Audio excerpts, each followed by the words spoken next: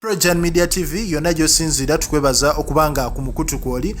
Fena tumanyi omukyala amanyiddwa nga Joan Lule, ono presenter eyavaayo n'aswaza Miss Uganda olw'ebintu ebyenjawulo bye yamubuuza n'omugamba nti yasemba okubanga mu mpaka za Miss World yasemba. So Joan Lule abantu bavaayo ne bamuyekera era ne bamugamba yeetonde ekintu kye yagezaako okukola naye yakikola mu ngeri atevoola obuvuuzi era ne kyeyongera onnyiza abantu. Naye olunaku olwaleero omukyala amanyiddwa nga Bad Black yavuddeyo n'asomera omukazi ono ebintu ebyenjawulo n'ayogera ebyama n'agamba nti omukyala oyo mumulaba kwefuula presenter naye omukyala oyo malaaya olw'ensonga nti oyo omukyala yeebaka ne bestman wa bbaawe oba okitegeera mbu yeebaka naye ate n'avaayo n'awaayiriza mbu taata we yakola ki mbu taata we yamurepinga. N'agamba mwe mulaba bulabi bantu kuzunga oba abantu kubeera awo nga mulowooza basereebu naye nga ebintu bye bakoze ebikolobero bye bingi.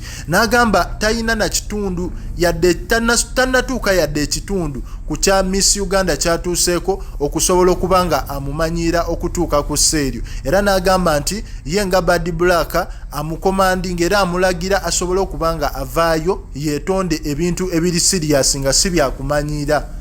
Ku Projan Media TV, likinga, commentinga latest updates.